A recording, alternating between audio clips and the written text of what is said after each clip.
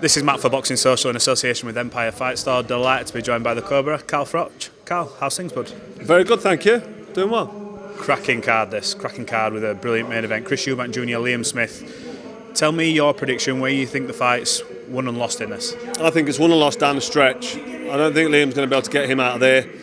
I don't think that Eubank's going to be able to get Liam out of there. He's quite big. He spars with Callum a little bit as well. He gives him a good few rounds. Because I was a bit worried that Chris Eubank Jr might be too big for him and he'll use his strength and kind of just overwhelm him and do what he wants. But actually, when you think about him sparring with Callum and being a bit more of a natural, not a natural middleweight, but he's a light middle and he's coming up to middle, but he's more comfortable at his age, 34, at this weight now. And Eubank looked a bit drained because he's boxed at super middle. So I just think down the stretch, round 9 through 12 in the championship rounds, whoever's got the composure and whoever's got the tidiness together and holding it together and working away, I think they're going to win this on points. Who do you lean towards if you had to pick, though? Obviously, Liam, former world champion, but they both sort of got to that level where they fought world-class opposition. Who, if you had to put money down on it, where would you lean? I always say if someone was going to push me off a cliff and there's a load of crocodiles waiting for me, I've got to guess right and I've got to get the answer right, then I would say, and what I would say is, I'd say Chris Eubank Jr, purely because he's gone 12 rounds with George Groves, and George Groves can fight a little bit, believe it or not, he can punch. Oh, he's not bad, is he, George? Yeah, he's not bad at all. We're mates now, by the way. Well, nearly besties. And also, he had that 12 rounder with Billy Joe Saunders. That was a long time ago, but he finished strong, and it was a great fight. And they're two world-class fighters there, at super middle and middle. So if you've operated at that level, but you don't know what they've got left and what the desire is and how they've been doing in the gym. We're not around it, we just listen to the BS on social media and we don't know what to believe. But I'd think Chris Eubank Jr wins it, but that's not my prediction. That's not my prediction. My prediction is that Liam Smith beats him on points. Yeah. You sparred Chris, though, didn't you, back in the day? Yeah, I sparred him loads. He was my main sparring partner for the rematch at that stadium. It was at Wembley, I think. Have you seen a lot of development between when you sparred him and had them things in the gym? And I know you work on different things in sparring, but have you seen a big change in him from then to now? A little bit, yeah. He's got Roy Jones in his corner and he's moving his feet a bit better and he's trying to sort of con his way around the boxing ring.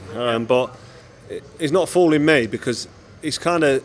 when he's boxing, he kind of don't know what he's doing. He does so much wrong. His footwork, his feints are good. Is it a bit of a smoke screen, that, sorry?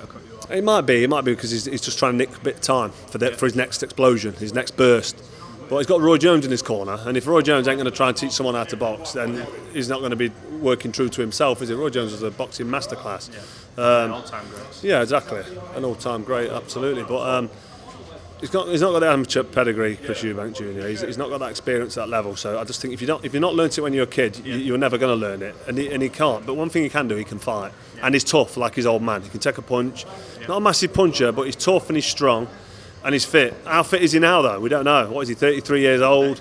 How much does he want it? What is the desire? So there's a lot of unanswered questions. And I think tonight, this is really exciting. I can't wait. You're no stranger to a grudge match. Obviously, you and George, I know you say you're mates now, but you had that back and forth and it was great. Did the build-up to this, in your opinion, did it cross a line at all for you? Or is it just a case of, look, they're trying to make weight, they're amped up, there's been shots thrown in the build-up to this, they want to get at each other? What's your opinion on the build-up and the things that were said? I don't think it crossed the line, but there's a lot of snowflakes out there. The woke brigade's out in force and you can't say anything without pissing and upsetting someone, but that's freedom of speech, right? You know, you don't want to say anything because you might risk offending somebody. Well, that's the whole idea about being able to speak freely. You risk offending somebody. You know what I mean? I might offend you and I ain't going to offend someone else. So all that bollocks I could not give a tater about, and I've been really polite. And it winds me up, to be honest. But no, he didn't cross the line. They're both...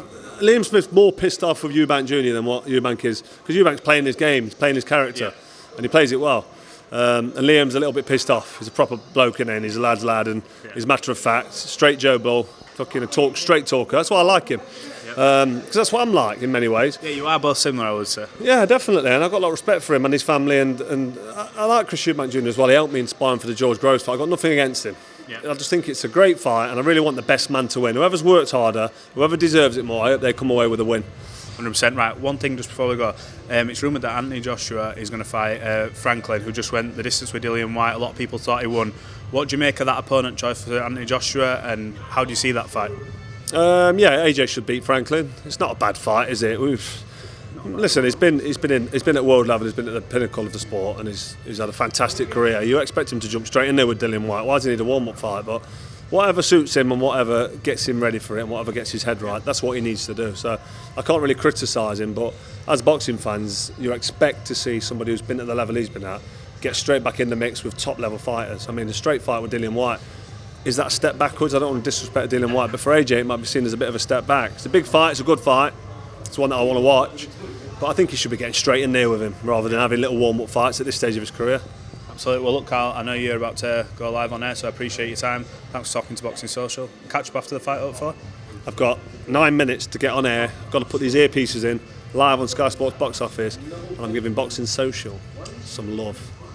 Appreciate your time as always, Carl. Pleasure. See you later.